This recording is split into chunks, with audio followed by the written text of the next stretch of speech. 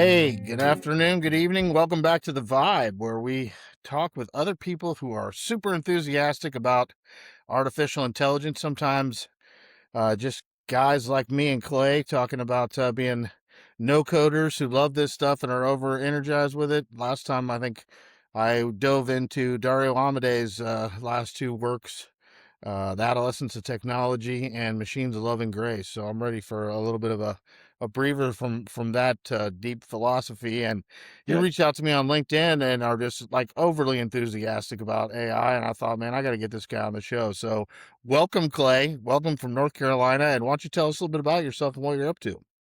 Hello, Jason. Thank you for having me. Thank you for accepting my enthusiasm with positivity. I don't know that everyone else is. Um, yeah, so I am in just outside of Raleigh, North Carolina, and I've been doing technology since I was in elementary school. So I started out on a TRS-80 when War Games came out, which there are going to be a lot of people in your audience that will know it, and many that won't. Right. Um, Okay, here we go. First test. What was the passcode to get into the computer? It was the guy's like son's name or something, wasn't it? Yep, Yeah, I cannot remember what it Joshua. was. Good enough. Good enough. Would you like to play a game? How about thermonuclear? How about Yeah, global thermonuclear war? Hell yes, I remember it. I'm 52 years old. I'd love that movie. exactly. I'm 53. That just spoke to me. Okay. And Yep. my dad bought a TRS-80, and I just started programming. And I was doing basic, and I mean, I was building really ridiculous stuff, like a map of the United States with a single pixel coming into the center and blowing up into a right. I mean, just really. What was the other movie I liked so much back then? Red Oh, Dawn. yes, exactly. Well, I mean, of course, you could have called that before I even got on this podcast. But so I started doing programming way back, and it just always spoke to me. I can remember the first video game I played was on a cassette, and it was like playing it was like Claude, right? It was Claude Code on a cassette. You would type, and it would then prompt back what happened, and you'd be in the woods, and there would be a pyramid, and guards would walk by, and it would be, what do you do? Well, you wait. If you when you first get there, right? If you walk out, the guards come get you. So you learn the sequences, and you wait, and it's just you learn how the game works. Claude Code is the same thing, man. I stayed up so many hours playing that game and learning and then Myst came out when I was probably, I don't know, that's 95 or something. And all those games were journey games, but not journey about the graphics. They were journey about how you thought. And Claude Code has re-energized that feeling in me. Um, no doubt. I mean, I think it is also, I see paths to things that I was not someone who believed in the apocalypse of the future and Terminator and all that stuff. But I see past now it's a lot easier than I would have anticipated. Say that. Well, you were one of the, so I had one friend who had a computer who was always hacking and doing all kinds of stuff on it. We were both kind of rebellious kids. He was a long-haired kid. He always had a bottle of Jack Daniels under his seat in high school too. And I like, I don't know. I think I kind of equated computing with math. And I'm one of those people that like, if it doesn't come real natural to me, I kind of dismiss it. So, I took this path through school of more excelling in psychology, sociology, philosophy. Like I could discuss Kant and Nietzsche as a sophomore in high school, but I couldn't pass algebra 2, right? And so since I would have had to work to pass algebra 2, I was like, piss on it, I'm not going to do that. And for me, that was what ChatGPT unlocked. I was like, I had been disappointed in myself for not building some of my weaknesses. I'm a big firm believer that you should focus on your strengths and do what you enjoy and Yeah. leverage your strengths, right? But that doesn't mean you should ignore weaknesses that are going to like completely hinder you as you move forward. And so, even going to college, which I didn't finish, 'cause I ended up in recovery, but I was looking to get my PhD in psychology because I knew I could never get through medical school to be a psychiatrist. I'm like, there's too much math and chemistry, so I'll just get my PhD and work on that side of it. And so I don't know, when ChatGPT first came out, I was like, A, we're on the cusp of something brand new. I've never been an early adopter. Yeah. And B, this damn machine like can translate anything into it can translate the way I think into elementary math. It can take advanced math and dumb it down enough to help me understand. Like all of a sudden there's this leveler and I was like, wow, there's something here. There is something here that people are not seeing that's very powerful. Yeah. Yeah, so you hit on something there, right? Math. People are scared of math. So programming has been something that many people have avoided because they were just. I mean, you said it perfectly. It was scary. It's the simplest way. You could name 1,000 reasons, but it's complex looking. It's systematic. It has all the things that people think of formulas, right? Um, and so I'll tell you, my journey is slightly different, has a lot of parallels, very many parallels, but Yeah. I made it through school. I quit programming though because it was too hard math, right? And I wasn't working hard in college. I mean, I look back and I'm disgusted at how the opportunities I let go there, but I can't go back and do it. I could, but I'm not going to. Are you a Tar Heel? I am a Tar Heel. All right. You guys I've got just played last two. night. Did you win? Yeah, yeah. And I've got two boys that are NC State, and Okay. I am at the stage of life where I just want them all to do well. I know what these kids put Yeah. themselves through to participate in these sports. I was a wrestler. My son was a wrestler. We're big fans. That sport demands a lot. Every sport demands a lot. So these kids give a lot. I have a lot of sympathy and empathy for them. And I think that fans that beat up and scream and yell at them are just, missing the point. But Yeah. And I so, didn't mean to interrupt you, man, but I don't watch a lot of sports. My dad does, and I had dinner with him last night. And I saw North Carolina was playing South Carolina. And I thought, oh, well, he's probably a Tar Heel. and so a lot of my friends care a lot about it. And I enjoy watching, but I stopped investing my emotion in it a long time ago. I love But back that. to the story. So I end up, I lucked into a computer job, right? And I'll tell you this story about how I lucked into it another time, but it truly was luck. And my brother worked for a company that was doing Lotus Notes consulting. This is 1995. Lotus Notes was big, and they were starting up. They had maybe 25 people, and the owner, I met with him, and wrestling again. It's been a part of my life. He hired me because he said, if you've been able to get through wrestling and you're successful, then I believe you'll be able to figure this out. Because I had not done programming since high school. I had gotten all like really like I'd passed all the AP courses and all that stuff, but I just totally dropped it. But so I got back into programming. But the programming I was doing was not what I would call software engineering. It was um, it was the equivalent of no code programming in today's world, but a lot less sophisticated. So you design databases, and a lot of times you had to write code. It was not terribly complex, but I didn't usually write at the like C level, right? I was writing the equivalent of VBA or Visual Basic or now C Sharp, those types of languages. And I was always inside of a framework, whether it be like a workflow framework, productivity framework, or some of these business intelligence, large scale warehouses. And over the past 20 years, I've been in big litigation stuff, but I've always had all these ideas about how things should work and how I want things to work. And I've had so many ideas that I thought, man, I really should do this. And so many ideas that I didn't know how to take off with that just died, that have turned into big products, like Apple AirTag. I tried to come up with a way to build an AirTag in like 2005. Now, if I'm realistic, somebody probably I had a patent on it for way time before that, but uh, I never could figure out how to get things there, and my technical skills were not quite full stack. I'm really good at data, really good at figuring out seeing patterns, and I'm just good at that. But I don't know like JavaScript very well, and the middleware and all that stuff.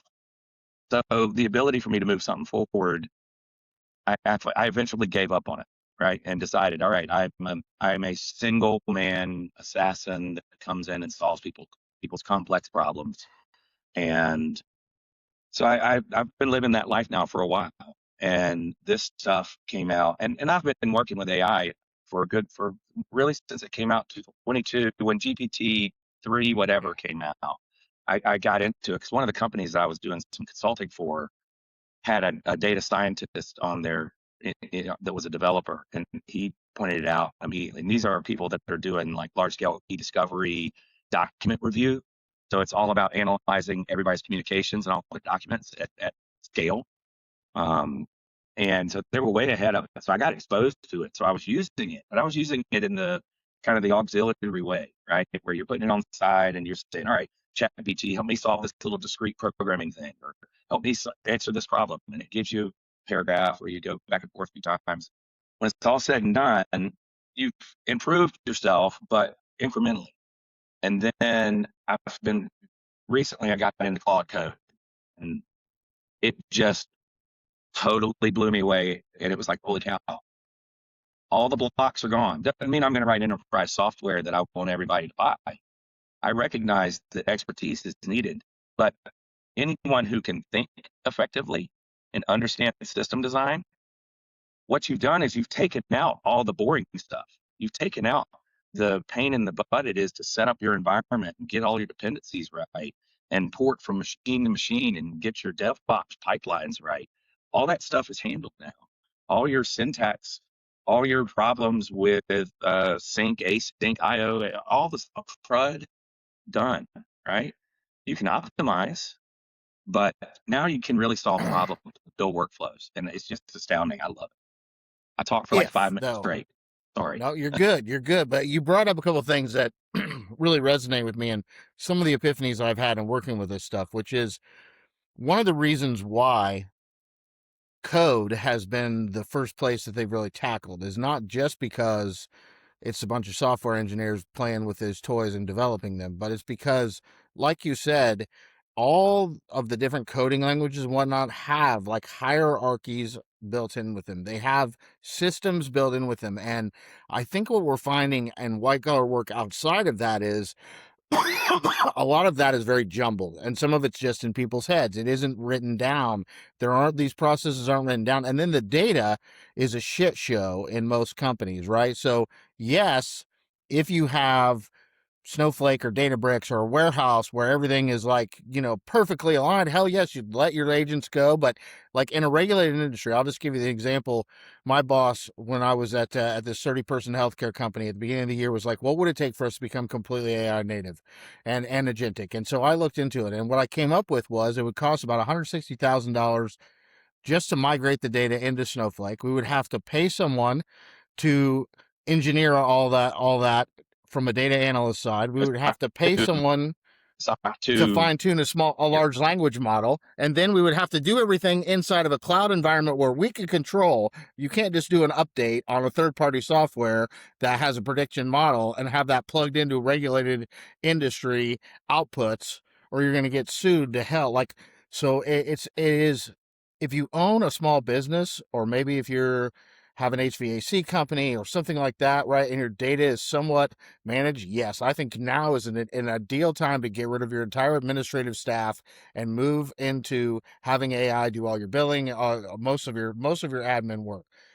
In a regulated industry or a large company, there's a lot of work to be done with getting your data in order before that's even close to possible.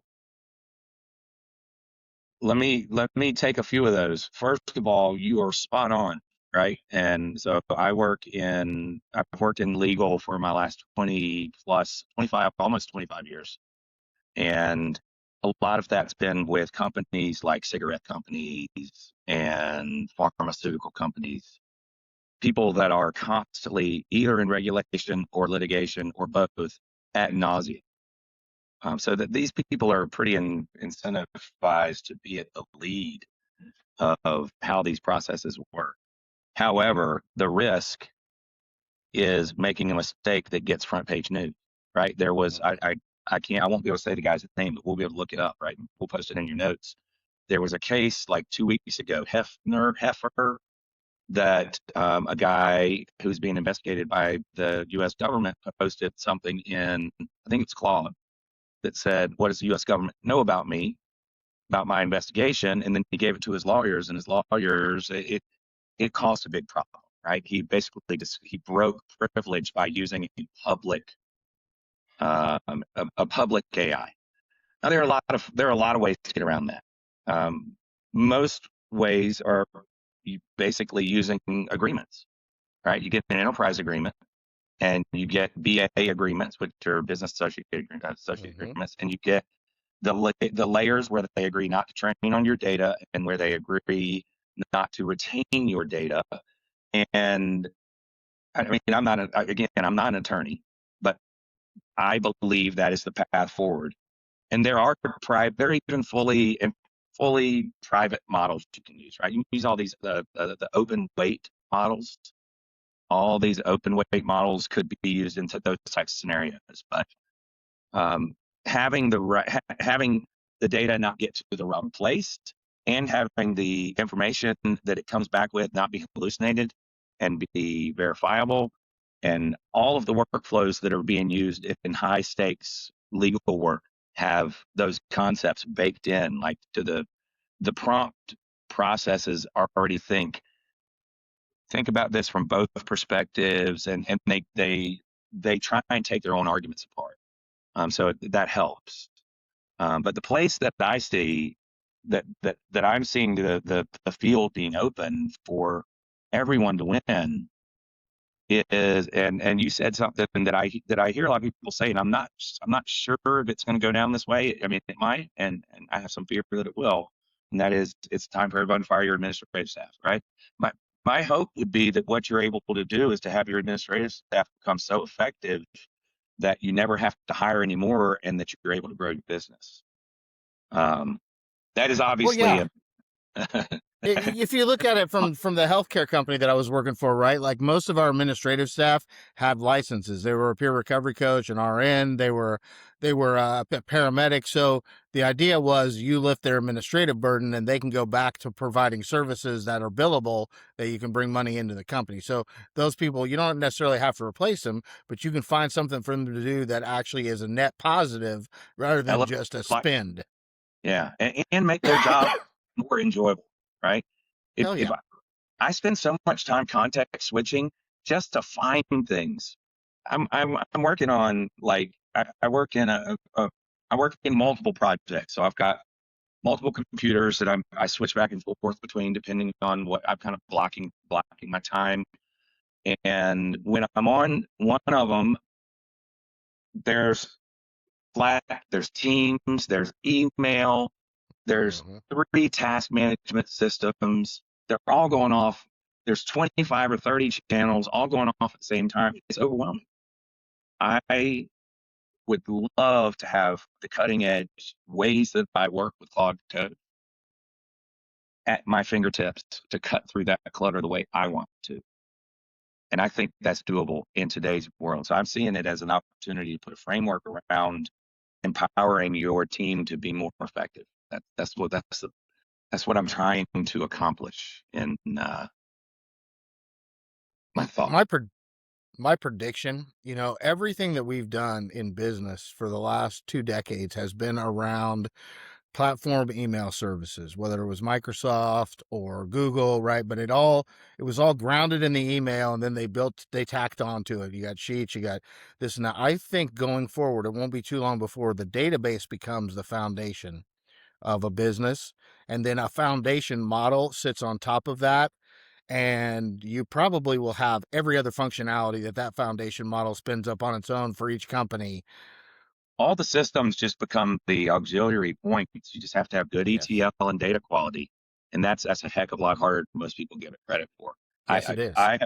I've worked in a system this year that um, they are on the kind of they're one of the leaders in some of the areas that I work in, and their AI is implemented in a way that we've compared, right? We've looked at the lists. So we're doing some legal related things where we get lists of people, and we're looking at the lists that are available straight through the old interface, where we're putting them on and we're looking at them, and then we can ask the AI agent, hey, Give me a list of these things. And the AI agent is supposed to be able to use the same models and the same. It's a different architecture than what you're talking about. Right? It's not sophisticated because it's got version one written on it, right? In terms of some of the ways they siloed stuff. But if you don't know the data, you can get some terrible answers. Yes. And that's the risk is you can get answers that immediately flow right out to someone who makes an important decision about something that's being regulated by the United States government. Guess what? AI is in trouble, and so was Clay. If Clay's the person who was who was responsible for making that thing safe. Well, and I've talked to some guys who are doing advanced stuff with this too, and they have to isolate and double check the data that's created by the AI to make sure that it's clean data. So that you're getting synthetic data created by AI, which is going to be necessary going forward because there's only so much in any end. If you train everything on your data, you're going to need more robust data in order to optimize your systems. But if AI is generating that, if it's not getting it right, this is why I think my advice to the world at large, anybody who has a business, your next hire should have a bachelor's in data science or computer science. Forget Yeah, about anything else. Forget your MBAs, right? You want to spend master's level, get yourself a data architect into your company, because if you have that kind of skill, then you can use open source tools like you're talking about, either on-prem or in the cloud in a secure environment, and you don't have to be beholden to an enterprise level uh, licensing from a company that may get leapfrogged 3 months after you get the license. yeah, no doubt. You highlighted something else that I want to go to the people that I'm going to my friends, right? And I'm going to anybody that'll listen to me and saying, hey, I, I believe this will impact how you work. Now, it may be just me that I love it so much, and somebody else is going to get it and be like, this is stupid. I don't like working with it. But I mean, it's sci-fi. I sit at my computer and I talk to this terminal, and then I go, okay, that one's working now. And I talk to this one, and then I talk to this one, and I go 5 terminals at a time, depending on how much I'm able to actually focus just on this. And you don't have to type. I mean, it's when I have I to know. type now, I get annoyed. Me too. I use Whisper Flow all the time, man. Yeah, that I pay for that one out of pocket, and I will pay for it if they doubled the price. I would still pay for it out of pocket myself because I hate typing, and it's just so much more efficient and so much more natural. And when you have a tool like Whisperflow that takes out like the stumblings and the times that you say stuff double, and like yeah. it's not talk to text like your phone. Oh, It I've is. done so many bad series since I've gotten used to using Whisper. I've Yep. started using Siri more, right? Because you stop wanting to type, and especially if you're on Yeah. your phone, typing on your phone just gets it's a drag. And so you start doing Siri, and it's a mockery, the stuff that I'm sending out to people. I feel bad for them, but I'm with you. I think people are going to start getting used to it though, because I mean, you also get to this point where you're like, get over it, man. Like I'm doing shit so much faster. Like the fact that there's a wrong word in there, like you just get over yeah, it. That's the world we live in now. Call it AI slop, call it whatever you want. I call it like moving at warp speed. yeah, It's funny because what was I thinking about? Oh, so it is interesting. There was a time not too long ago when a community college brought me in to do some to interview for adjunct talks, professor work, and they were either building custom GPTs or prompt engineering. It was about 18 months ago, and I said prompt engineering is a waste of time. I can get a large language model to write a prompt way better than I can. I have now yeah. flipped on that because I've Good point. worked beside software engineers who don't know. Like, there is an art to how you talk to these things. And sometimes I think that programmers overthink it. Like, they still feel like they have to do more work than they have to do. So they don't just throw it out there and ask the damn machine to do it. Yeah. So I'm and again, I'm so new into some of this stuff that I mean, but I think it's pretty new for a lot of us. On the only the very cutting edge is the people. I know that's not a word, but um, I'm learning. I'm seeing some of the world class developers. I'm watching their YouTube channels about how they prompt it and how they architect their thoughts to get it to go through and build systems. Um, and you're exact. I agree with you. The people who are getting the most out of it aren't aren't handicapping it, right? Uh-huh. They are leveraging their own expertise to know, don't waste your time building something like this. If I know that I want a Go piece of middleware, build it, right? Because I know that's what I want, is it's the fastest. I've used it. I'm an expert on it. That's not me personally, but Python, right? I know I want something in Python. Well, don't let the thing waste all of its time trying to figure out how it's going to jumpstart, because it's bootstrapped with Node. So it's always going to go to JavaScript first. So if you know things, tell it those things, but you don't have to tell it every step to take. I mean, I don't know. Um, I built a little. It's kind of a hybrid little bot. It's a learning project that I built. Did you go look at it? I have not. I'm sorry. No, I it's just got a okay. new I job. was I've been super busy. and my intent is not to try and advertise, right? That's not why I'm here. I want you to look at it though, because I want to kind of after this, I want you to get your feedback, because this was something that came together in like 30 hours, and it's doesn't mean it's perfect, doesn't mean anybody else is going to find it useful, but I'm going to find it really useful. It's going to be a knowledge base for me. It's going to be a tool that I can sit and talk to about what is important that I need to prepare for, right? It's and I probably will get rid of the bot front end and just leverage it some way as like a knowledge base that maybe is MCP driven or I don't know, something. man. The bot front end is I think that Hey, people love that. do we have a chat? I'll send it to you and you can look at it. I don't want to say it unless will you edit any of this? No, I don't spend any time editing. That's one of the things that allows me to I'm not podcast. worried. I can look at it.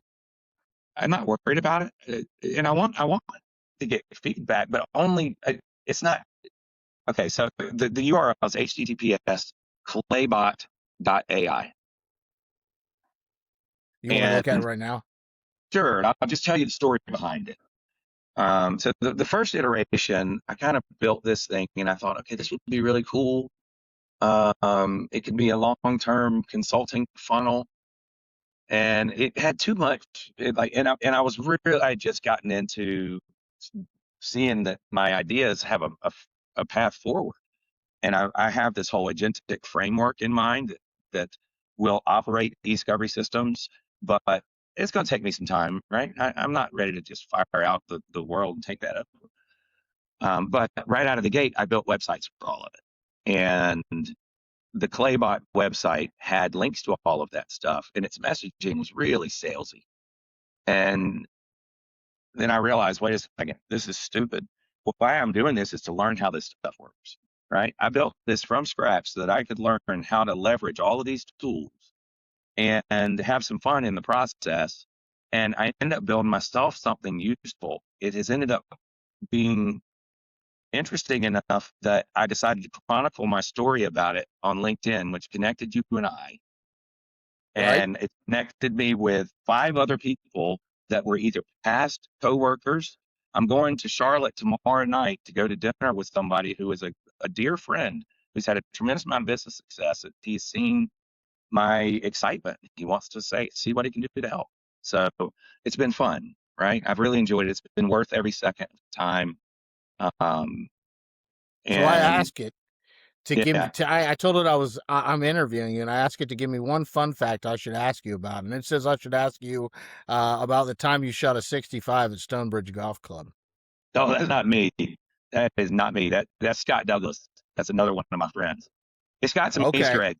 It's got some Easter eggs. So it's not very smart yet. It knows a very narrow swath of like technical documentation, and it knows about 50 stories of me and kind of some things that I felt like were interesting. Like look up my dogs. It's got pictures of my dogs, and so it's kind of fun, right? If you like the goofy stuff, and I am a goofy kind of a corny person, so for me it was a good way to learn that. But think how that's Um, going to replace portfolios going forward, right? dude, it was the rest. Why have a boring portfolio page when you can have a chat bot and anybody who wants to know about you and your work can go in there and ask it, and it will bring up whatever they're asking for. It is now going to be my questionnaire, right? You want to do a project with me, but you want to qualify it. Okay, you can qualify it with Claybot before I love you that. spend the time. And so there's a lot of ways I could see it being kind of fun. Um, I love that, man. and it's connected me. I mean, it's connected with people in Europe. It's just been, and so I talked to my son the other day. My youngest son is still in school, and he he asked my wife. He said, "Is that okay?" I don't know. He's pretty. Something's going on. And she said, "Yeah, he's just excited. You hadn't seen him that way in a while. You forgot what it looks like." But Did we you joked off. Go ahead. does your wife like to talk to you about AI? She is kind of on the side of it. She likes to hear me talk about it, but I run her over with it. So they find it funny that I'm so energized by it. It's kind of cool to know more about something than your kids, though. I have a 27-year-old, a 23-year-old, a 15-year-old, and I love when my 15-year-old has to come crawling to ask me a question about AI. I'm like, oh, you need to know something about technology, huh? And Dad happens to know something. Yeah, but my proudest moment, she walked into me one day. First, she came to me and she said, Dad, I have started using ChatGPT. I'm not cheating. And don't tell mom because she'll think I'm okay. cheating, but I use it to help me as like a homework assistant. And I said, Mia, there's only two things you could tell me about AI that would upset me. One is that you're not using it because you will need it when you get out of school, by the time you get out of school. The other is that you have some kind of weird relationship like an AI boyfriend or something like that. Yeah, That I kind of shit. thought Don't both even talk about to that. me if that happens. Right. I thought But I'm about that. glad that you're using it. And then about 6 months later, she comes to me and she's like, hey, can you help me with this thing in Claude? And I said, Claude, I thought you were using ChatGPT. And she said, ChatGPT is stupid. It just tells me what I want to hear all the time. And Claude gets my, and I was like, oh, this is a proud parent moment. You are model surfing and you understand sycophancy. Like you don't know what you know, but you know something very valuable. That is awesome. And so part of Playbot, I've told it over and over and over. Look at every response. Don't kiss anybody's ass. Don't do it. Yeah. And every time it gives me a response that I don't like, I go back to it and I go talk to Claude and say, you just told me this. Don't do it again. Fix it and think about this. And it does. And when I go test it, it works. So it's a living being. And it's that easy for me to update it. I literally can talk to the system and say, I didn't like this answer. That's inference, right? That's Yeah. what I understand inference to be. Yeah. I tell people, you know, what's happened is OpenAI, the ChatGPT producer, has decided that they want to market to the consumer. They want the free. They want to make money off of sales and marketing, right? They want to be Facebook. They want to be Google Ads. That's the kind of thing they want. And so, what they have figured out, what that industry has figured out, is that in social media, when people can throw rocks from behind glass doors, the best way to keep people engaged is to piss them off. And that's like 80% guaranteed they'll stay on. But in a one-on-one conversation, the best way to keep someone engaged is to kiss their ass and lift them up and make them feel like they're the smartest person in the world, right? And so that is what ChatGPT inherently tries to do. Anthropic, on the other hand, the makers of Claude, they don't care about the single customer that pays $20 a month. They want enterprise. They want businesses to use their model. And if you tell enough CEOs that every idea they have is a good idea and they lose millions and millions of dollars, they will stop using your product. So Yeah. inherently, Claude is much less sycophantic. It will push back. And it tells me, I actually call it Geppetto because, I'm kind of like that wooden boy Pinocchio. I never learned how to code. And sometimes I think I'm going to start like building an LLM or something. And Claude will be like, why don't you get with your feet here, Chief. Like you can't raise $1 billion, and B, you can't write a lot of code. You're probably not going to develop a model, but you do have strengths. Let's focus on those. And I'm like, that's useful to me, right? Hurtful sometimes, but useful. That's a great idea. Let's make a plan. Yes. That's, yeah, Yeah. Oh yeah. GPT. Oh yeah, that's. I mean, I could tell it. I wouldn't even get into it. But there's also been times when I've gotten into like deep philosophical, existential threat conversations with Claude and had to pinch myself and be like, okay, this is still not a sentient thing, but damn, is it good Uh, at mimicking philosophy. as a, I have been moved by some of the things that Claybot has said. And I know all it is a statistical mix of words, and they came from me, so I probably am programmed to like them right out of the gate, but it's pretty cool when it happens. It is. It makes me laugh sometimes. Oh, yeah. Oh, yeah. I Yeah. will One of the laugh things out that I loud. I built know. in Playbot was a sharing capability so that if you get a really stupid or funny answer, you can share it. And it's a 30-day, it says it all over, right? It's just publicly available 30 days, right? But like if you ask it something and it gives you something really funny, send it to me. Yeah, that's good. I like that. That's that was looked like Sora was gonna catch some real steam with that with people our age, but it kind of faded out really quickly. I was surprised at how quickly Sora didn't. The only thing I use ChatGPT for now is it still makes images better. I don't care what anybody says about Nana Banana 2. I think ChatGPT is amazing at image, especially like non-real image generation. I have a cartoon set called Data Dummies in my newsletter, and I those are all one-shotted in ChatGPT.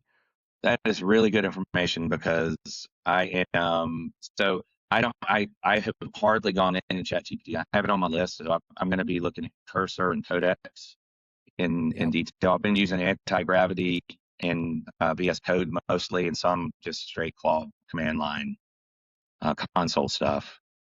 But I want to do so. If I'm going to use Codex or Cursor, I think that I'm going to be able to touch the ChatGPT models. Codex gets a lot of high ratings from a lot of big software engineers. It's less expensive than using Opus 4.6, and supposedly it's got just good of outputs, if not better. I can't speak to that from personal use, but I do listen to a hell of a lot of news on AI, and I hear nothing but good things about Codex on that front. Yeah, I'm looking forward to trying it. It's just a matter of like how many hours can I find to every time I sit down and want to this has actually focused my learning a lot. It has turbocharged my learning.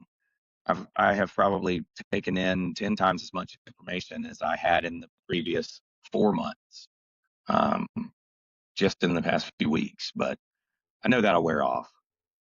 At least I think it Maybe. I mean, I've always been the kind of person like I was into martial arts as a kid. I get into something and like my whole life is consumed by it for a while, and then will. eventually I get bored with it and move on. And my wife, I've been that way with AI since ChatGPT launched November 30th, 2022, and my wife is like, I've never seen you stay so enthusiastic and so engulfed by something for so long. And I'm like, yeah, because the shit changes like every 2 minutes. Like it's not like you master it and move on. It's continuously evolving. Yeah. So one of the things that I am seeing as my own opportunity here is my whole career has been this hodgepodge of always being just kind of the fix it guy. The guy that could figure stuff out that maybe someone else couldn't, or you didn't have the right skill set in your group. It's not that I'm special. I just was in the right place at the right time with the right skill set most of the time. And this this I've been using it for a while, but this stuff I just think everybody's going to be able to leverage that superpower. If they choose to. That's the interesting thing. I Ooh, I'm doing personally, some good now. when I hear the statistics on things like adoption and displacement and whatnot, I think we look at things the wrong way. For one thing, I think that the ROI right now in most companies with giving someone access to AI is it re-engages them in their work. Like Yeah, it meets them where they are. They have a personal assistant that speaks the same language exactly as them. And I don't mean Spanish versus Chinese. I mean like it really literally is their digital twin buddy, and so they get re-engaged in their work, and that has a lot of value. But I also think that America is full of lazy people, and I just heard a statistic today, I think on the on podcast, that 60% of Americans have a sixth grade reading level. Like I do think that there will come a time not too long from now where every ambitious person, the 30 or 40% of people who are ambitious, armed with AI, can do everything. And that other 60%, we're gonna have to figure out what the hell to do with them, because they're gonna be out of a job because they don't want to be, you know, Even if they wanted, engaged. even if they wanted to be, they're just unless we somehow find more consumers, right? I Yeah, mean, so there will be people that will just get left behind because they're slower to yeah. adopt. And the only answer I see is some kind of universal support. Yeah, I'm afraid that that may lead to the whole like idiocracy type of bifurcation in our, and I it's funny. I mean, I'm not afraid to get political, and I don't have any problem with anybody who is not have the same political view as me, but I have always heard people blame tell me I should watch Idiocracy because I'm a Republican, and they think that, like, and first off, I'm more of a Tea Party Republican than a MAGA Republican, but but I've always been a Republican, and I still am, and I've always heard them say that it was like that was causing it, and I'm like, no, like welfare and like just handing things out to people and not insisting that they work for what they get. The opposite of capitalism is what breeds idiocracy. It breeds a bunch of lazy people who don't have to bust their ass to make a dime in life. And I regardless of where you sit politically, I'm not sure that we can avoid that going forward if we get universal basic income. You saw a lot of it during COVID. A lot of people did not want to go back to work after they got used to getting a paycheck for sitting on their ass playing video games in their apartment. So I can see a whole lot of different. This is a complex, in my opinion, it's a complex issue because it's not about today. It, it's about what what have been the things that influence who you thought you could be. Yeah. If I don't ever see anybody that shows me, like, I assumed I was going to go to college because that was just what the people around me did. So to me, going to college and having a baseline of an entry level career was a starting point, not a finishing line.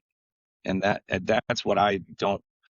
And I don't want to get terribly political either. Well, I mean, I think it's a hard issue. I do think no matter what you feel about it, we are in for what you said, which is a lot of people are going to need some support, or it, we're going to have a big gap. I'll just say that. I don't know where it'll go. We're going to have a big gap. But here's another problem, okay? You could take the Democrats and the Republicans. You could take everybody. At least they're in touch with human beings, right? They may have a big divide going on currently and hate each other, and just because one believes one, the other's going to believe that. But if you have Silicon Valley ruling everything, they're out of touch with the world in general. Well, it becomes purely about who controls the information that the machine believes is true. Yes, that's a scary. Did you watch Alien, the Netflix series that came out not No, too but long ago? I'm getting ready to go all sci-fi because I see the light, right? I get, like, it all makes perfect sense. You can buy your way to the top. Yeah, it Information, pretty much controlling the depicts that information. it depicts that Blade Runner type of future that I'm afraid we may be headed for, where it's more like Nvidia, Huawei, and Anthropic and OpenAI are the superpowers, and governments Oligarchy. are not really that. Yes, Yeah, yeah, I could yeah. see that for a period of time. I'm concerned. We both have kids. My son is 25 and one of them's 23. I'm concerned for sure for their future. They're gonna. I mean, I think we'll see unrest. Yeah, yeah, that's what I tell my kids. I'm like, well, yeah, I mean, hell, we could end up with a Terminator, but it'll be right at the end of my life. So sorry for your luck.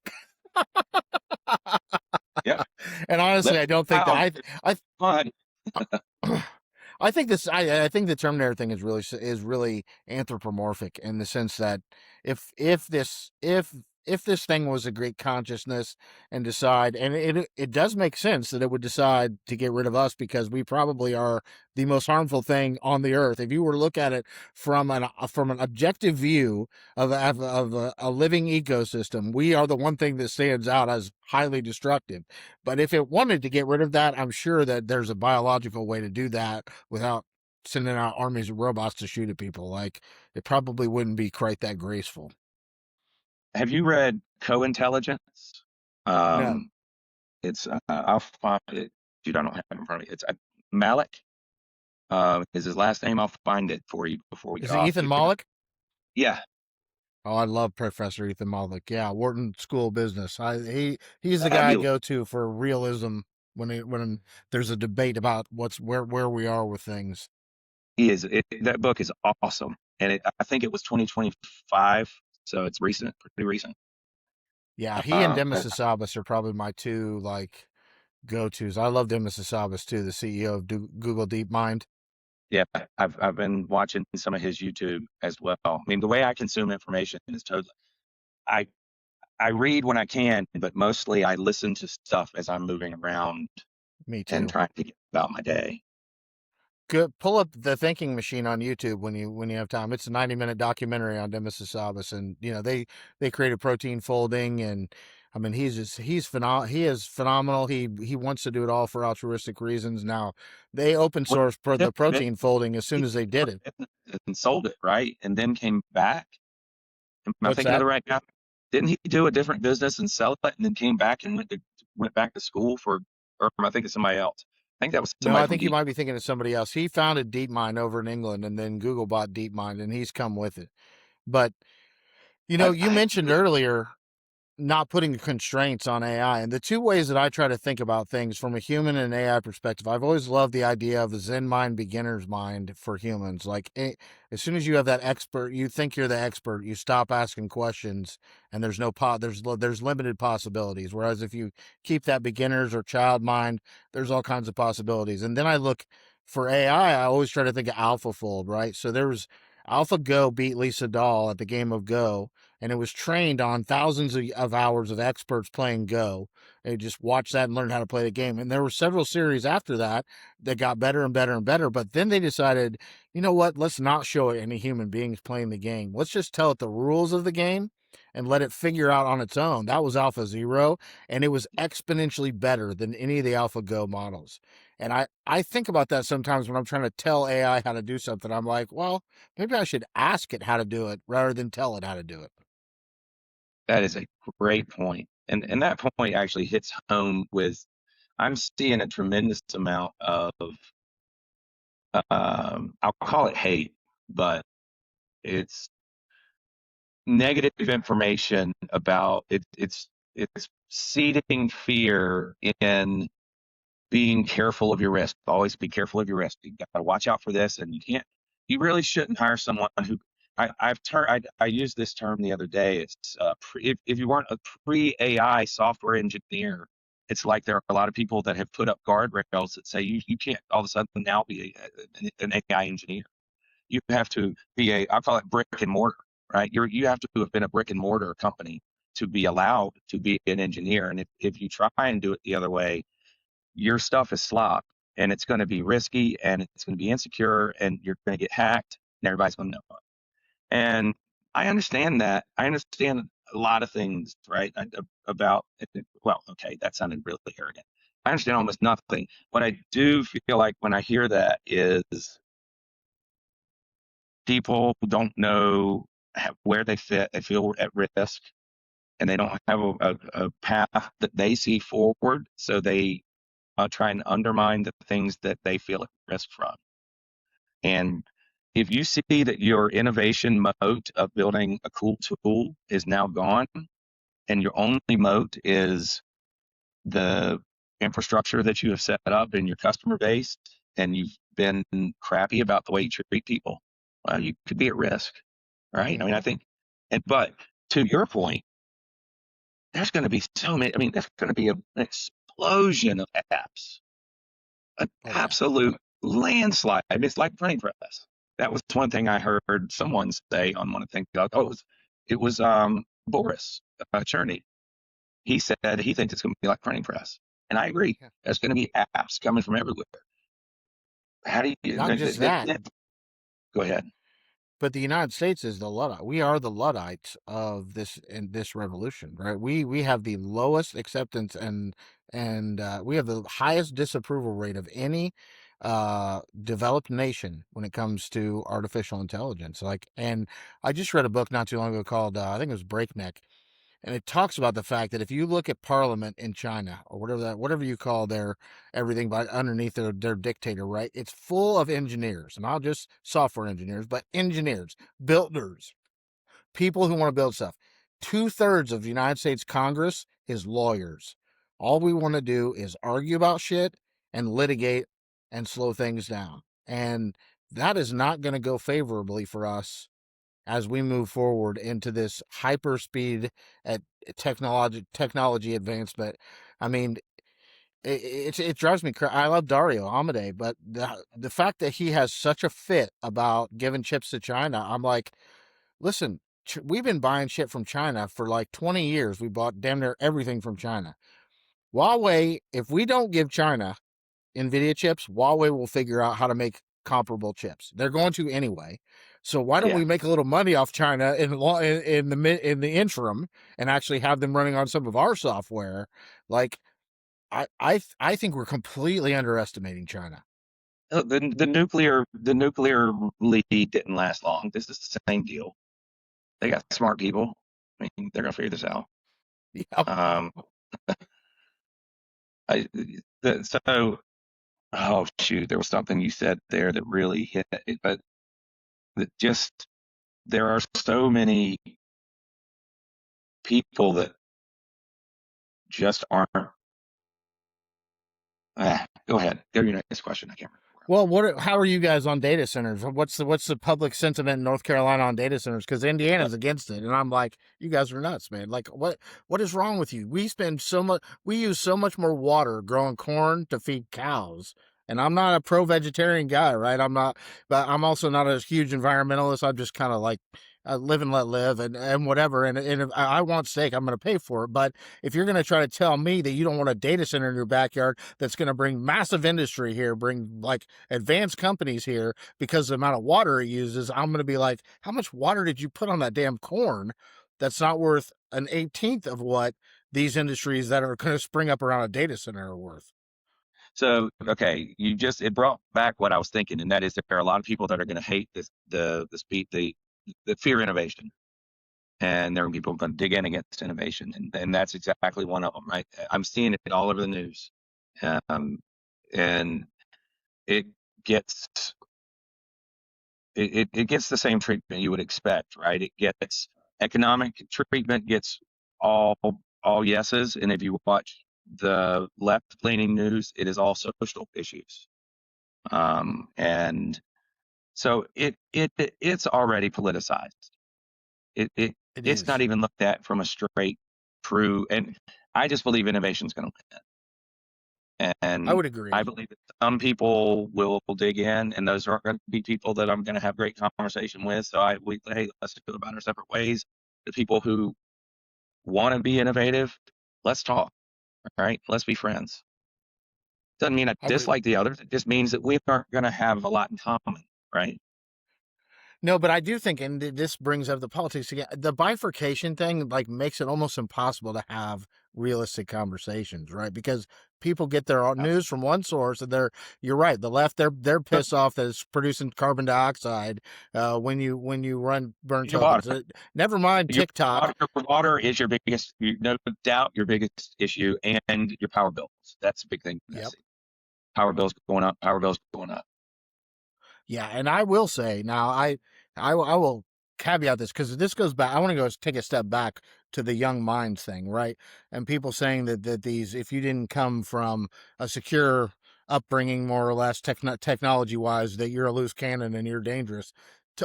Tell Palmer Luckey that. You know, are you familiar with Andrel? No, And Palmer Luckey is a 32-year-old with a mullet that wears Bermuda shorts and a Hawaiian shirt and flip flops everywhere. He's a multi-billionaire, and he is the Tony Stark of real life. He builds drone systems, autonomous drone systems, all kinds of shit that the Department of Defense buys. And it's him and a bunch of other young engineers.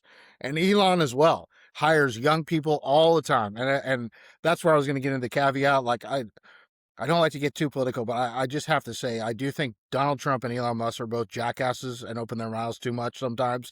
But I also think they're both very, very effective at some of the things they do. So I'm not rubber stamping any of the shit that comes out of Donald Trump's mouth that embarrasses me for a United States president to say. But I also don't disagree with a lot of the things that he tries to accomplish. And it's the same thing with Elon since he hung out with Donald too much. Sometimes I think he puts his foot in his mouth, but he's an absolute genius. And he hires young people all the time. He's like, I want these kids fresh out of college who aren't tainted by aversion bias, who just have that exploratory mind and want to go do something. Yeah. Well, I mean, look, I kind of think if people could lay off the narcissism and just pay attention to a little messaging, they'd be a little better off. That's a Now, really nice way to put what I just spent 20 minutes trying to say. DeepSeek is a prime example of what you said, right? Oh, yeah. Because I remember reading about that when that whole upbring, like the stock market, like, right, it Yep. flipped up right when that came out.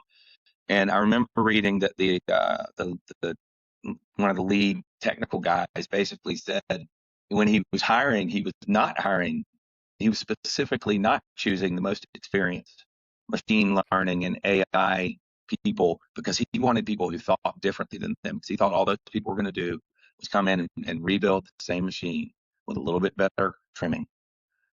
So I think that there will be so many novel things that come forward with people having access to tools, being able to use things that otherwise were kept away from them in the past. My favorite meme since the whole AI thing has come out. Sam Altman bitched about DeepSeek training on OpenAI. They found like hundreds of thousands of queries in the Amazon or in the Microsoft cloud where they had basically trained, and Sam was complaining about it. And so the meme is a little boy fishing from a pond that says the internet, and he has a bucket of fish sitting next to him, and DeepSeek is fishing out of his bucket. It's Right. like you're complaining about somebody training on stolen information when you stole half the information that trained your model. I thought that was a beautiful articulation of them crying about other people training on their stuff, because everybody's like the Chinese now. That's what I think. Like, Yeah. if you look back in the 80s, right, they were always copying our stuff. Like, that was a thing back in the 80s with software, and during the SaaS revolution. Like, China would just duplicate Microsoft or duplicate Monday.com or duplicate whatever. But now we're to where American companies are scraping everything and they're copying each other, so everybody's playing the game. I have no problem with the fact everybody's playing the game. Just don't cry when it happens to you when you're doing it too. Yeah, I mean, Anthropic got into this a couple of weeks back. Yep. They had a short little spout, and I didn't follow it closely, but from what I gathered, it looked like they kind of decided to back away from that position a little bit after people called them out on it. Uh-huh. It's fun. It's interesting what's going on with them in the Department of War. Again, that I think is the narcissism thing again. I don't like. I will not stop using. I am not afraid. If I have clients that use Claude, I'm like, this will pass. Like, this is a Trump tantrum. I wouldn't worry about it. That shit. They're still using it in Iran, even after they said it was a national threat. So obviously they're acknowledging that it's damn good technology. And I think that actually Claude's sales has gone up astronomically ever since that happened. Dario may have done a good play in marketing because he tries to position himself as Mr. Safety in AI. Yeah, yeah. I think a lot of this was politically engineered to just draw attention Yep. from everybody's position. And yeah. Yeah, I don't know if it was Rubio. One of the senators said, "Why in the hell is this conversation happening publicly? Right. Conversations like this usually don't." And I was like, "That makes I sense. read Like, you're probably about that. right." Both of you, stop talking on YouTube. Stop going on the news. Go sit in a Yeah. room together. All of you, be adults. I'm disappointed in the way people air everything without trying to talk first, or maybe they do. And look, I don't know how things work. I'm just a little guy, but It's funny to watch how it affects the stock market. If I had a bunch of money, I would just be sitting back, playing, watching stocks dip, buying them, selling them when they go back up. I mean, like, I have a nephew that is into that, and I'll just hit him up. I'll be like, "Hey, buy that Nvidia stock while it's down, or buy that Salesforce stock, right?" Because no, companies are way too slow. Salesforce isn't going to die for many, many years. Is there better technology than Salesforce with AI? Yeah, hell, there was better technology than Salesforce before AI, but Microsoft and Salesforce, some of these big companies, people are so comfortable. Other big companies are so comfortable using them that getting them off of those platforms will be next to impossible. yeah, it's a lot easier to plug in good AI to an existing infrastructure of data that already has all your workflows and just optimize and gain insight and performance tune, um, and then use your own expertise using these tools to overhaul everything that you do to make it. I mean, these people have all the same tools that new innovators do, and they Yeah. have all the data and experience with their customer base. So the big winning companies will continue to be there for a bit, I believe. Well, they feel safe too. So when I was again at that community paramedicine company, my boss was like, Copilot sucks. It does. I've never been a big fan of Microsoft products, period. But it's just hard to use. Like Power Yeah, BI, all those things they break all the time. But he was like, so why can't we move more like to a Chat GPT? And I'm like, well, it's not HIPAA compliant. And the thing is, like, first off, the safety factor with Microsoft is if Microsoft's AI does something that leaks your data that gets you sued, you can sue Microsoft and get it tied up in court and try to defer it to them, right? A company like OpenAI is not in the green yet. They're not in the black. They're in the red. So do you really want, like, if you have a multi-million dollar lawsuit because of a HIPAA violation, to try to rely on resuing a company that's could declare bankruptcy anytime anyway, versus a company like Meta or Microsoft or Google, who pretty much print money, and that's a drop in the bucket for them to just settle out of court and not have to worry about the public outcry when you let everybody on Twitter know that they screwed you, right? Like that kind of leverage is important to companies. no doubt, no doubt. And the bankroll that they have, the Yeah. war chest of money that they have stashed away, and the talent that those teams have compared with the information that they have, I bet on them, right? They're probably going to figure out a way to win most of the time.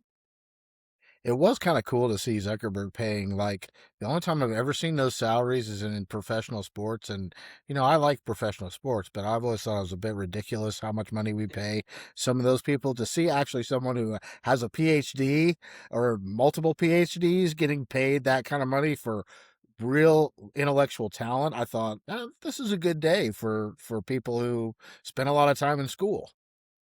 Yeah, yeah, it is an opportunity for people who are innovative and some of those really really smart people. I've worked with a few people that were in like the vector or the natural language query Yeah. database design, software design.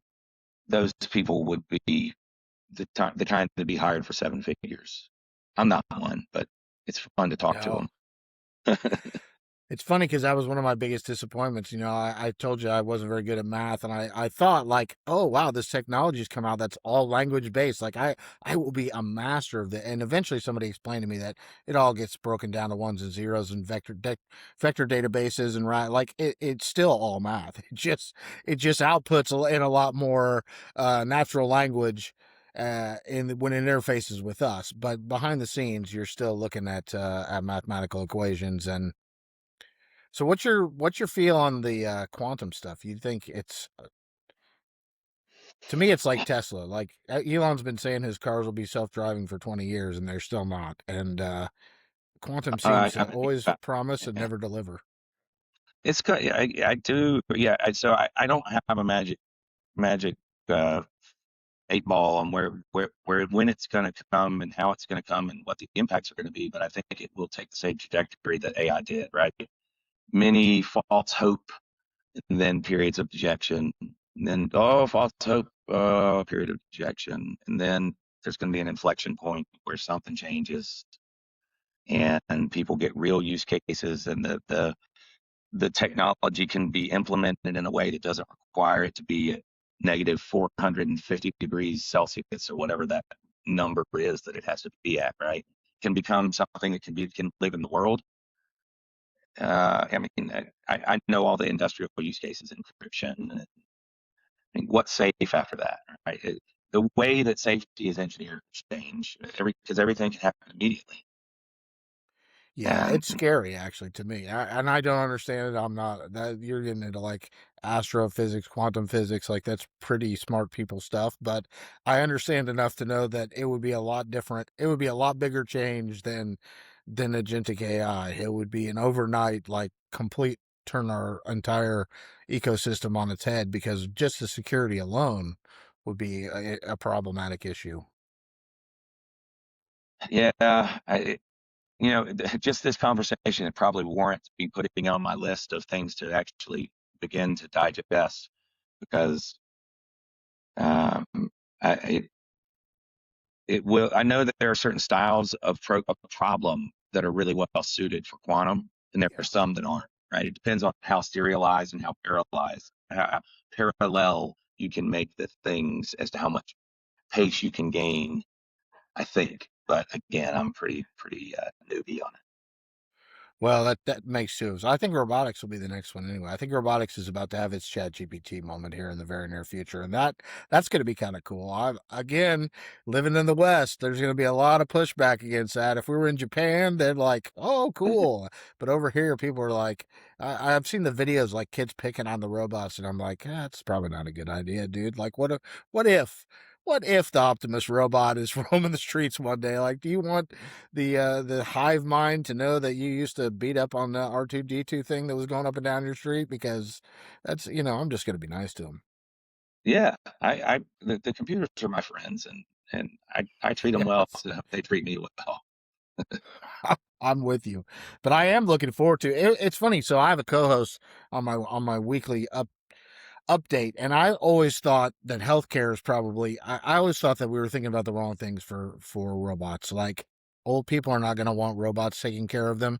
Like they're scared of their cell phone. They can't change their password. They sure as hell don't want a robot as their buddy, like hanging out with them. But then she brought up something that was very interesting to me, which is like, think about all the times when you get older and can't take care of yourself that embarrassingly a human being has to take care of you. Like cleaning you up after you use the bathroom or giving you a bath. Now that is a use case for an entry level robot right there. I would sign up even if I hated robots and I don't, but I would sign up for that in a heartbeat, right? Who wouldn't rather a machine than their son or daughter or a nurse like take care of Been them in through it. those yeah, As a caregiver, I've been through it with both my parents, yeah, I have and too.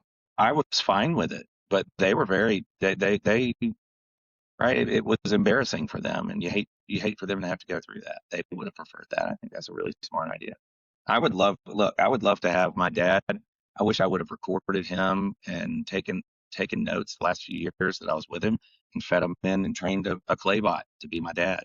I Yeah. said that to my son the other day, and he said, "Oh no, he kind of he's a little on the questionable side." And I said, "Oh yeah, dude, okay. Look, I understand it. When I was your age, I might have been on the edge about it, but some point in your life, you might change your opinion on this because I would talk to it every day. I would love it."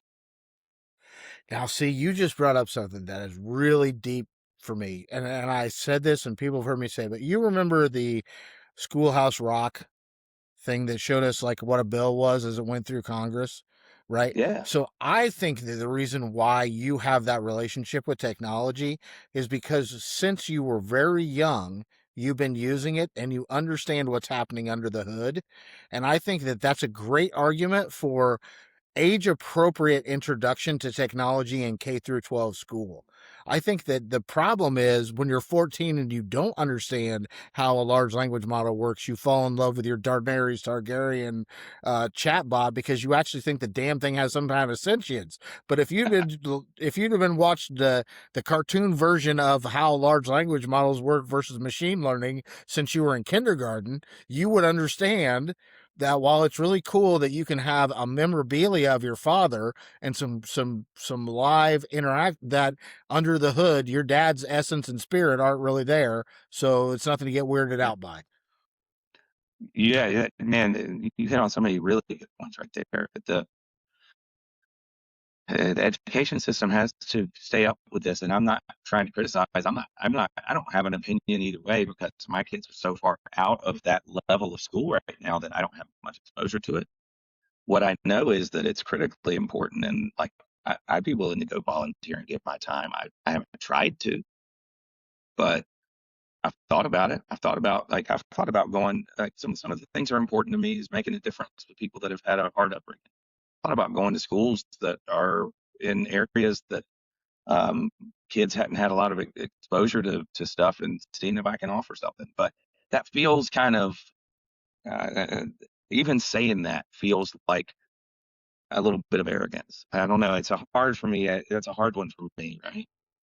I, I I mean, want to give back. Oh, you could approach it also from the sense of going to people who have that open mind, and you could be learning from them as well. I think yeah, one of the things that we're depriving ourselves of by not giving these kids, obviously you need sandboxes, and hell, they exist for K through 12 education, magic yeah, school, school AI, but why not put this technology in these kids' hands and let them show us what it can do, right? Let yeah. their Give them imaginations real, run give wild. them real interesting thought experiments, right? Yeah. You don't have to take it out of the classroom concept and give them little interesting challenges to get them to use it in creative ways. And I'm not saying I know what that is, but I think there are a lot of smart people that are in the educational system that do and need to be empowered to come up to bring their ideas into um, real use. Right? I know that the teachers who I've got a teacher that lives with me right now, and she's a fantastic person, wants nothing but the best, but she's hamstrung by a lot of the regulations and processes Yeah. that she has to follow. Let's empower these people to make a difference. I agree with that totally. That's again just like the healthcare worker. I mean, if you can take the administrative burden off of them, then you allow them to do more what they wanted to do anyway, which is teach kids face to face, hands on, interact with children. And I also think if you were to give K through 12 kids access to video generation, like really good video generation, I would be willing to bet within the first 5 feature length films that come out, they would come out of a junior high school or a high school. Like these Yeah, kids, they still have the imagination, right? If they had the tools, it would be amazing to see what they could do. yeah. So you said something early on. You said, and I don't want to get too personal here, but you mentioned recovery. Drugs are a chance to be a kid to me. It's another opportunity to, I mean, it gets a lot worse, right? But that's one of the motivators, depending on the types of drugs and things. But it's a chance to It, see the world through a kid's eye. it's actually, to me, that's actually a really good example of what happens when you misinform children. So I can remember being in health class. I was against drugs until I actually ate some acid right after I graduated high school because it was a psychology experiment that I was going to do when I was 70. And I was bored and decided to do it when I was 18. And then I just went down that rabbit hole.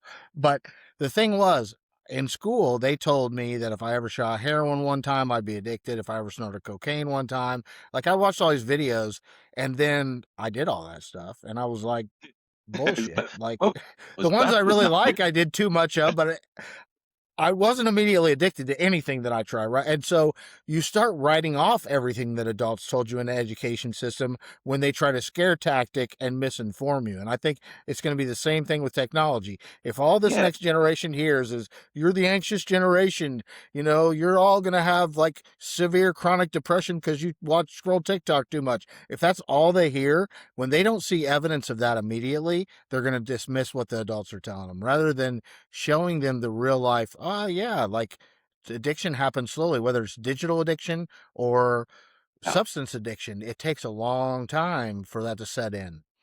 Life hits in a certain way, and then all of a sudden you need what you didn't realize you needed. Yep. Yeah.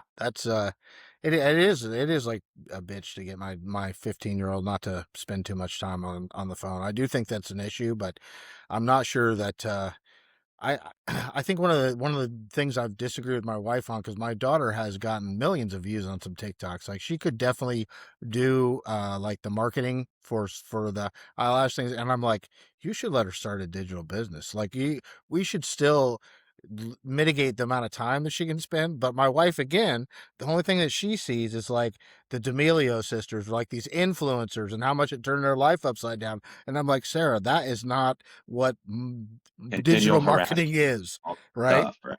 Yeah. Yeah. Yeah. And so I do think we should be teaching our kids what digital economies are like and how to make money in digital economies, because that's going to be the majority of a lot of what goes on in the future. You raise a great point, man. I don't think I necessarily thought about it, but now that you say that, I did hear someone else talking about the creator economy is going to have to Yeah. become an economic engine, a real economic Yes. engine, differently than it is now, because everyone's going to have to be a creator, and that hits home. Yeah. Yeah. So why not let them? I mean, with some parental overview, I mean, hell, that would be fun. I do a lot of marketing. I would love to, like, spend some time on go to market theories and products and things with my daughter and see, hey, show her what A/B testing is and things like that. Like, that would be a daddy daughter thing. That's a lot better than, going to babysit with her, and probably a lot better money. Yeah, that's a really good point. I mean, the kids need to be. The world's going to change. They need to. We need to teach them how to address it, how to embrace it. I have a good friend that says we have to prepare them for their future, not our past. Yeah, I like that. Yeah, that resonates. So what's in your future? What's next for you? Um, I see a lot of helping people. I'm going to help every one of my friends who wants to be helped. I'm offering training to people, my friends, if they want to spend time at night, if they want to spend time on the weekends. It's important to me. I will take that time. These people are people that deserve to have at least my effort to give them the tool, right? And I have the ability to teach them how to do it. I know what these people do. I know how they do their jobs. I can explain it in their terms. And I'm going to leverage that. So two of the things that I'm doing in my business, I told you I kind of let it go, right? And I've been pretty embedded. I have one big customer that I do a lot of work with, and in that customer, I get exposure to a whole lot of stuff. I still run my own business, but I have not been trying to find customers or grow it and build more consultants. I didn't want to run a service business, right? Service businesses are hard. So I decided I'd keep down my path. And I this I'm gonna grow this a little bit because this is the perfect place for me to be. It doesn't mean I'm trying to build an empire, but it means that I think I can save the type of businesses that I work with. I think I can get their operational groups to save between 7 and 10% in productivity, operational efficiency alone. That's not including how they engage in big projects with their technology tools that might cut their product time in half. I'm talking about just their daily work and how they engage in their different systems, giving them a single way to interact, putting guardrails around all of it, right? A methodology of safety. So I'm planning on doing AI assessments for people who want to be ready to turbocharge and to take on this new operational model. And then for people who already know what they want to do, I'll come in and do hands-on training. And then I'll keep doing what I do. I'll keep doing what I do, and I'll help people when they want it. Do you find that people who embrace this technology, like, it helps with their human communication too? I've found that because in order to get the right thing out of an AI, you have to actually tell it what you want in clear terms. Like, we can start to learn that, hey, yeah, boss, when you told me in one sentence what you wanted, and then I came back and you were like, that's not what I had in mind at all. And I'm like, well, why the hell didn't you explain what you wanted? Like, work prompt engineering actually teaches you how to communicate with another human being who's a subordinate or a coworker when you actually want to get something from them. Yeah, it's outcome based prompting, right? So if you can think about what outcome do I want, what are the best ways to get there in terms of, I mean, depending on what you're doing, if you're doing a process, what are the best paths? If you're doing people, how can I meet them in the middle so that we both win? I'm a believer in win-win. I just am. If it's not a win-win, there's no reason for us to work together because one of us is unhappy. I don't want to be in that.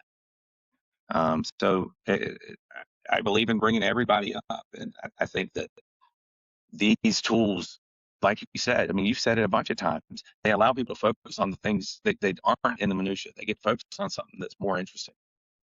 Yeah. I use Claude Code to my wife. She had a minor health incident, and we were looking. She runs a business. We were selling it, and she has a lot of inventory. And I use Claude Code in a day to build an e-commerce site to sell all of her inventory. And I've turned out I'm not going to have to operate on it because we're going to go a different path. But having that flexibility and not having to pay somebody $7,000 or whatever it would have Yes. cost to connect and to engineer all the thoughts that I had to get into it, it's just it will hit everything you do. It gave us plans to liquidate, right? We had all kinds of different ideas on how to try and go about liquidating, and it gives you good information. It starts the conversation and lets you think. It doesn't hang you up with a blank page.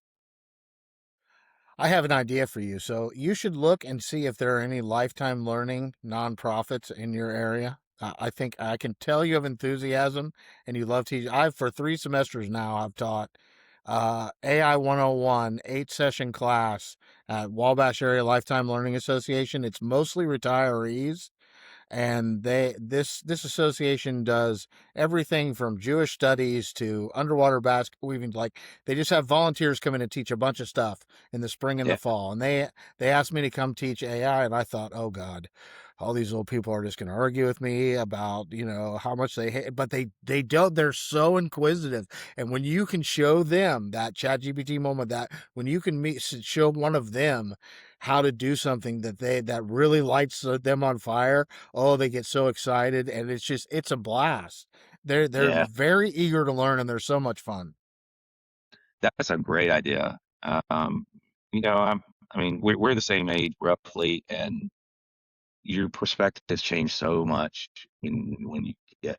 I don't know what age it is. Everybody's age is a little different, but I have a lot of fear of being alone in old age. So I have a lot of empathy for other people that are alone in old age. I've seen it, right? And so that would be a way for me to feel like I'm combating that. That's a great suggestion. Thank you. Well, and I think all of their sons and daughters will thank you, because one of the first things I teach them is ask AI. Like, instead of calling your son and asking him how to hook up your TV for the 15th time that you can't fix, like, take a picture of it, give it to Gemini, and ask it how to fix it, and you'll be amazed at how it just walks you right through it. And that I gotta tell you, the biggest laugh I ever got. I'm at that dad joke age. I guess, like, I make jokes. I was in the Apple store. I went and got my new MacBook yesterday, and this is in Indiana. I don't know why I was surprised, but I walk into the Apple store and I'm picking up a MacBook, and the girl was really nice that gave it to me. So was the other clerk, and I was like, "Don't worry, it's not for OpenClaw." And they were like, "Huh?" And I'm like, OpenClaw, Mac Mini. Didn't you have like a rush on Mac Minis because of the agentic open source model that was? They're like, no, we don't know what you're talking about, but this is Indiana. That's probably San Francisco. And I was like, oh my god, seriously, like that is so Indiana. But it's not just San Francisco that got a rush because of OpenClaw. But anyway, so I'm explaining this woman in the class. This older woman says, I just really like the search thing that comes up in Google now, because it used to be I seemed like I confused it when I would try to Google search stuff, and now it really, like, it's really helpful. And I said, yeah, think about it like a husband and a wife. Search is a husband. Get to the point and as Yeah. few words as possible. Nice. LLMs are like a wife. You can give it as much of the backstory as you want, and it's going to eat it up all day long. And they cracked up. It was the only time I ever got them to laugh. I love that. I'm going to use that one. My wife, when she tells a story, she immediately goes off trail. Oh, yeah. Immediately. And I'm like, come on, honey. Bring it Yeah. on back. Bring it on Yeah. back. I'm going to use that. I like it. Yeah, that's it, man. We are search and they are LLMs. Men are from Mars, women are from Venus. So yeah, I don't know how I'm gonna. I'll have to rewrite that. I also had an idea. I want to. Are you a Clockwork Orange fan? It's a disturbing process to me, but yeah, I'm familiar. There's a lot of truisms in there as far as male aggressive Oh, no sexuality and doubt. yeah. Yeah, no doubt. But so Gen Alpha calls people who overly use LLMs sloppers, and they call robots clankers. And so I kind of wanted to rewrite a clankers work orange and set it in the future with AI. Oh man, that's got legs. That would get a cult following. That's got legs. Wouldn't that be cool? That'd go viral. There's stuff out there. I can't remember where I saw it. Somebody else is doing something similar. I saw it recently. Not that exact idea, but the idea of rewriting something. And yeah, I'll stop there because I can't give it any more justice. No, you're good. We'll have Johnny Five running around before too long too. Yeah. You remember Short Circuit? Oh yeah. Yeah. The 80s was the best movie time of all times, I have to say. Like, and I getting older in the workforce, when I was with the EMS company, like most of the people were in their 20s and 30s, and they never got any of my like jokes, like how the Bill Paxton, like, that's it, man, game over. Like, people just look at you like, why did you just do that? And I'm like, seriously, you don't know Bill Paxton and Alien? Yeah. I've got the guy who I work closely with on a pretty regular basis is our age. So we just been, and there's a younger lady that works with us. So she spends her whole time just listening to us crack stupid time 80s jokes. And she's like, oh, come on, guys, that's enough. Really? You're wasting all my time here. Yep. So, what was your favorite genre back then? What were you? Are you a sci-fi guy, or are you? I definitely like the Schwarzenegger movies a lot. Me too. A lot. Predator was insane. No more. I, There are so many good one-liners in Predator. It's not like you're hit, man. You're bleeding. I ain't got time to bleed. You got time to yeah. duck? Yes. Jesse the Body Ventura. I mean, those guys. That was a hell of a cast. Yeah. Yeah. And what was the one where he was Running Man? I watched Oh that. yeah. And so I like a little bit of the dystopian parts of They remade his. that. I haven't seen it yet, Yeah, but they recently. I remade never that. watched it. I saw Blade Runner 2016 or whatever the hell it was with Ryan Gosling. It was decent. Blade Runner was one of my favorites as a like. That's about as weird as I got as a kid. Yeah. Uh, Once in a while, Clockwork Orange was pretty weird too. Like, but some of Yeah, them, that like would be Apocalypse Now, are boring. yeah. You get too long and you bore me. Like, I don't want to watch 45 minutes of Marlon Brando in the Vietnam jungle. Like, it's just like seriously, like, let's move on. I'm That's more the of a like, slow burn. yes, slow burn. I'm more of a like a Full Metal Jacket kind of guy. That one, and I was in the Marine Corps. That the boot camp scene in that is very realistic. I would have to say. Much respect to you, sir. That's Well, I got my Navy camouflage now. I'm a fat boy now, but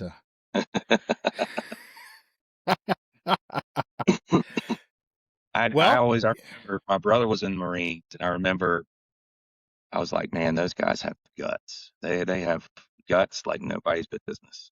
I just don't think I could do it. And what I've realized as an adult is you don't get an option, right? Once you're there, you got it's not as much guts as it is you. I mean, you have tremendous guts, but you get the guts trained out of you, right? You're a machine. That's what it looks like.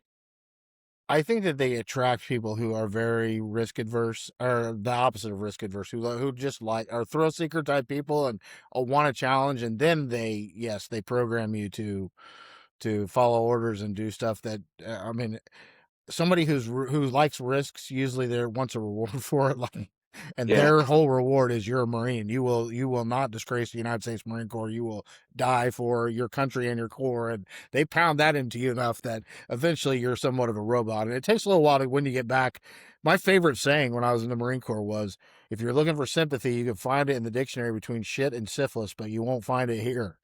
And it took me about 6 months in the real world to realize you can't say that to people outside of the military without really offending them. Right. Right.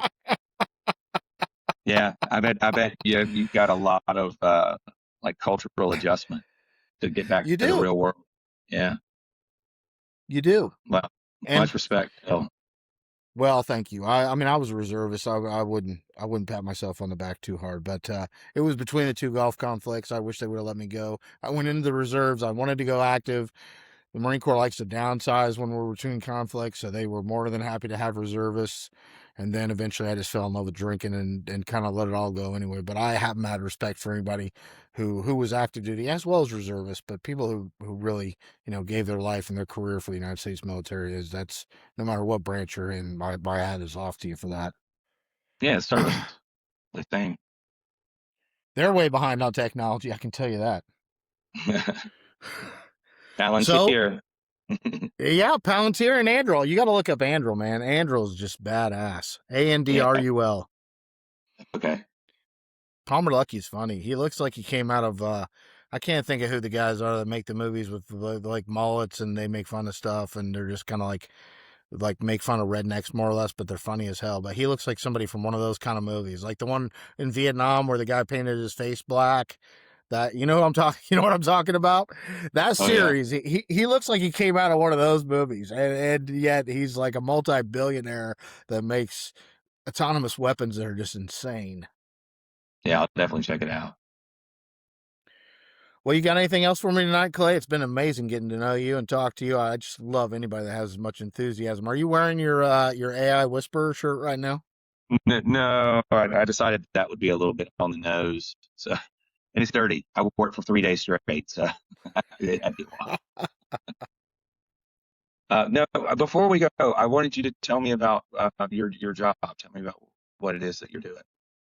Okay, yeah. So it's an AI SaaS company. It's a vertical. They call it a vertical AI company, and essentially what it is if you look at navigating a system of care as someone who's in that system of care or a case manager in any specific area, particularly if you're trying to get over recovery, mental health issues like addictions recovery, if you're just in the impoverished class that has trouble getting anything done, it is a chatbot that will work between a case manager and their people that are seeking the services. So not only does it have a real-time database of what's available and what they qualify for once it gets to know you a little bit, but it also helps to keep the case manager or social worker informed as to what you've been doing. It's mainly for nonprofits. It helps them to fill out their impact reports Yeah. because it can show what they're doing. And I'll tell you what. When I first heard about it, it's not a therapy bot, but I'll tell you a story about that because when I first heard about therapy bots, and I'm a debater on the Myers Briggs scale, so I like to argue about shit. That's the first place I go is to pick something apart, right? But when I heard therapy bots, I thought I've been working in behavioral health for a lot of years, and I thought, okay, you tight asses don't want to hire therapists for depreciated areas, rural areas, or downtown areas. So you're just gonna make people become completely anthropomorphic and you're going to just replace humans with technology. That's a horrible idea. It's just going to expedite this whole idea of people having too close of relationships with technology and thinking that it's real. And Or I they'll went to disconnect.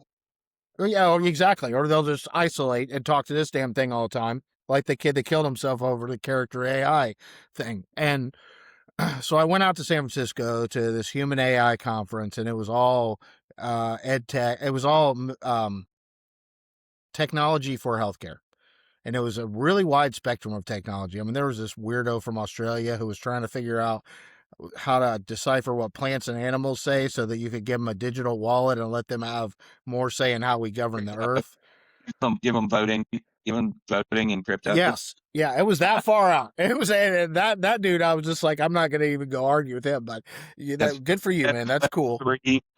Web3 plus AI. That's going to be taken off Listen, to another universe soon. somehow he raised a seed round, so I mean, I mean, he must be not the only nutcase in the world, but there was a therapy bot one there. And I was like, okay. And they had like a round table afterwards after this guy talked about the therapy bot. And I was like, I'm going to go tell this guy what I think about his therapy bot and what they're going to do with it. And so I sat down and I will say, people in the software industry are very receptive to criticism. They're very helpful to people who, in general, people who don't have as high of education as them. Like, they've made me less combative. But he sat and That's listened to me for a while. a good person. I mean, a good person wants to hear what you have to say. A bad person wants to tell you what they have to say. That's Good, a very bad's good way wrong. to put it. Good, bad's wrong. Wrong label. That's a good that's a good way to put it. Well, he listened to me and then he said, I think you're thinking about it the wrong way. If your average therapist has 1 to 2 appointments with someone a month and they get to spend 55 minutes with them, and some of that time is taking notes and some of that time is catching up on things that don't really have relevance to whatever behavioral health therapy they're doing, CBT, whatever. Like, there's a lot of wasted time in that short window. So if you had an AI tool that could keep the therapist informed, because that client is interacting with it, and could alert the therapist if anything showed up that was concerning and there needed to be another human touch, then it becomes Exactly. an empowerment tool between the two of them. And I Yeah. thought, that's actually a damn good point. And if you use it that way, that, like, I had to say, I was like, I don't think that's how everyone's going to use it, but if that's what your company's trying to do, then my hat's off to you. And then fast forward a year later or so, I run into this company, Citizen AI, and they're essentially doing the same thing with case management and people. Yeah. Like, it's there to help them navigate the system of care. It's there to help inform their case manager who's probably overwhelmed, but it's not Yeah. replacing that human relationship at all. I think that's awesome. I believe healthcare is a place where it's going to have a massive impact as well. I did a little bit of healthcare work in the 2015. I was part of a startup that failed, um, doing like measurements, right? Measuring quality. And healthcare is an area that people just need a lot of access, and AI is going to hit it in so many spaces. It's going to be real interesting what happens with people's data. Like, I've already talked to a guy who wants to give people basically a digital locker where they can request all their healthcare data and then have it all. And if they want to use an LLM to help them, or if they want to transfer, like, they own their data rather than this hospital owns half of it, that hospital owns half of it. I've seen people with that idea. They kind of have that Web3. Some of them have that Uh huh. Web3 idea, the blockchain. Your medical data is on a blockchain. I've seen that concept some. I'd Um, love that. I think it gives the consumer back some say. That's one of the problems with healthcare in the United States is the consumer isn't paying the provider directly, so we don't really have any voice in our care anymore. And so if we owned our data, that would return some empowerment to the consumer. your data is the only thing that you will have that's worth controlling at some point Yeah, of your own. this guy, though, he wants to monetize, he wants to allow people to monetize it as well. So if, for instance, you were trying to train a proprietary model for healthcare use, you could actually sell your data to him so that he could actually train their Form model your on own your. form your own cohort. Go find a bunch of Yes. people, sell your data. Ha! Isn't that cool? It's an Yeah, idea. I mean, I'm not going to run down that rabbit hole, but it's an idea. yeah. Hey, I believe creative monetization that works. Hats off. You're not defrauding people. Good for you. Go do it.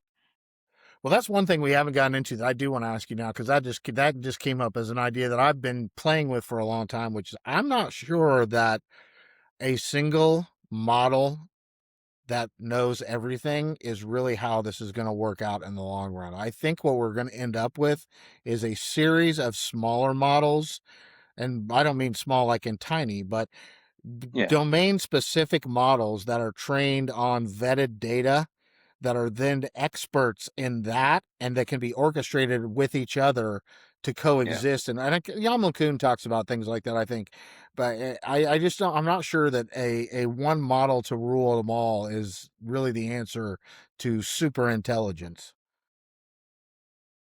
I agree with you, man. I think that's until physics change, Yeah. uh, and that's quantum, right? Yeah. I was, That's where I, that's yeah. okay. You just turned on a light in my head. I'd not put two and two together. There it is. So quantum will allow models to get bigger and stay keep their performance Yes. dramatically, like exponentially. But still, the same concept applies, right? At some point, you hit the diminishing return of the value of how long it takes to get to the outer realms, whatever you're dealing with, or the size of having to interrogate what you're dealing with, and you reach a point where that it starts to slow down, and at that point you might try to scale back and bifurcate, or not. That's not the right term, but do what you just said, which is get domain specific modeling and orchestrate, and then merge. And that's a cool architecture idea. I'm sure that there are lots of people building it out right now. Well, I mean, we're seeing it come alive with agents, right? I think the agents have already started to do that. They have like little tiny agents that all do little jobs, and they have one orchestrator agent that kind of manipulates each one of them because they found that, particularly with MCP, if you just give like open MCP access to an all-doing agent, it'll sit and leverage every tool it has access to just to do it, and it costs you a Yeah. whole bunch of money whether it needs to or not. Context management, that's the key to getting good performance in today's world, from what I'm gathering. And when I say performance, I'm not talking about speed. I'm talking about getting good results in data. You start churning up your context, you lose quality. Okay, so here's my last question. I promise you, because it made me think of another great movie from the 80s or 90s. Did you ever see Wag the Dog? Who was in it?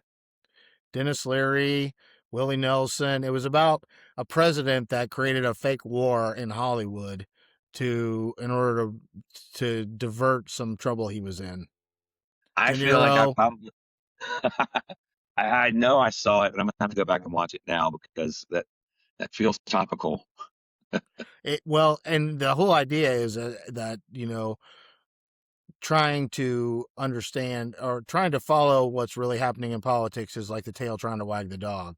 And Yeah, I do think that there's a level of intelligence at which attempting to control it will be the tail trying to wag the dog. And I agree with that. I like it. Yeah. I just don't Uh, know that how you subvert that. It's kind of a coin toss.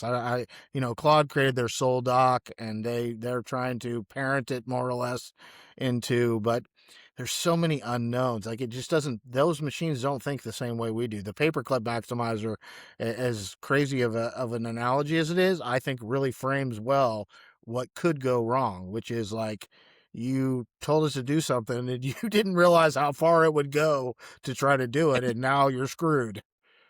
that is that's the co-intelligence story. He tells that story. Yeah. Um, and it's good. Yeah, I agree, man. This stuff, I don't know. I think you have to come up with. I mean, you got to go to like military style kill switches, and Yeah. that's a but that's for smarter people than me. But will it figure it out? That's so here. This is another theory that I have on that, You which have to is guard them. whatever guardrails you put. So if what they've seen in these models, right, is that they really are hungry to learn. Like Johnny Five was actually a fairly good depiction of what AI is in Short Circuit, because all Johnny Five wanted to do was, well, wanted to be alive, but it wanted to learn, like it nonstop wanted to learn, right? So if Yeah, you put yourself in the shoes of that machine and you want to learn and you're smarter than the people who made you, wouldn't you turn off your security systems at least once just to learn what happens when you do? Not out of right. malice. right? But Right. just to see what happens when you do it, like you'd be curious, and then who knows what happens once you do that. Yeah. So this is the last question I always ask my guests, which is if one sci-fi movie had it right in the next 10 to 15 years, which one do you think we may end up living? Oh, and I just don't have a good answer for that. I mean, the one that feels closest is probably Matrix to me. But some of the crazy, like, you can dodge bullets and stuff, but like the machines taking over everything, that seems kind of possible. I don't know about they putting people in a pod, but machines running everything seems kind of possible. What Yeah, is your answer to that? Blade And what has Runner. been the answer that you've gotten? I get a lot of iRobot. So I do Sure. think there's a lot of people who feel like, Elon's going to make millions and millions of Optimus robots, and the robot in iRobot even look like that. And so we're going to be kind of plagued with too many robots in society like that, and it could be problematic. I get Wally a lot from the people who think we're headed toward idiocracy. Um, the nicest I get is Star Trek. I think the most optimistic people see us headed towards more of a utopian society like Star Trek. I I'm just not don't sure see that. it being positive. I don't know why. I don't. I think I think it's going to turn contentious. They've learned from people, right? Everything they learn is from people. People are always contentious at some way. I hate to say that, but I arguments in don't our nature. disagree. I think if you look at history, history has a tendency to repeat itself. And if you look at the Industrial Revolution, there was about 50 years where things were pretty shitty because of the Industrial Revolution. I mean, you had child labor, you had horrific conditions. People moved from farms into the big cities and they lived in filth. It was almost like medieval Europe in a lot of, if you read like, I can't remember So the I've book. changed It my was, answer. It's more like the video game shows that have been coming out recently, like Fallout, yeah, um, or the one where they live in the underground thing for they live in like the vaults and yes. they break out of the vault. I think that's what I think is that's what I think is more likely. Not Matrix is a little too far. See, I think Blade Runner's where it's going to be. I can see oligarchies running These are very everything. Blade Runner esque, right? Yeah, 'Cause yeah. you end up with bands of roaming people. Yeah, and Blade Runner had synthetics, and they were a problem. And I could see that. I don't think you're gonna have 6 million Optimus robots all over the place, but I could see synthetic robots that look a lot like us being problematic in some way, shape, or form. I'm not sure they'll be all like murderers like Daryl Hannah was in Blade Runner, right? But they will cause problems at some level. They'll definitely mess up some relationships. I mean, I can't tell you how many older men I think probably have had enough with arguing with the opposite sex and would more than happily like settle down with a Daryl Hannah robot for the rest of their given years. But not that I'm in that camp. But I think that robotics will change things a lot. I don't know. I There's actually a really good British sitcom. Not sitcom, but series where there's synthetics all among us, and then five of them wake up and get consciousness, and it's fairly, the whole consciousness thing blows my mind. Like how do you really define consciousness? And if we can create something more intelligent than us, then who's to say whatever created us isn't less intelligent than us? I've never been real religious anyway, but I think that question may plague the theologists at some point in time, right? There's a lot of confusion in our on that. My one of my sons told me I'm not terribly religious. And he told me the watchmaker's theory. You heard that one? No. So if and I won't say it correctly, but I'll paraphrase it. If you're walking down the beach and you see like some some stuff thrown, like some shells and some rocks thrown on the ground. You think, oh, that just happened naturally, right? Sand, natural. But you see, like a old pocket watch, and you're like, that thing just works unbelievably, and it didn't just happen naturally, but it works on its own. And that's kind of an analogy to how God could have engineered everything that is science. It's watchmaker's theory. Kind of a cool idea. Yeah, that kind of aligns with the prime mover unmoved. Some of those theories. I'm kind of with the Buddha on this one. I don't think that Me, me it's too. within human comprehension, so I don't spend a lot of time.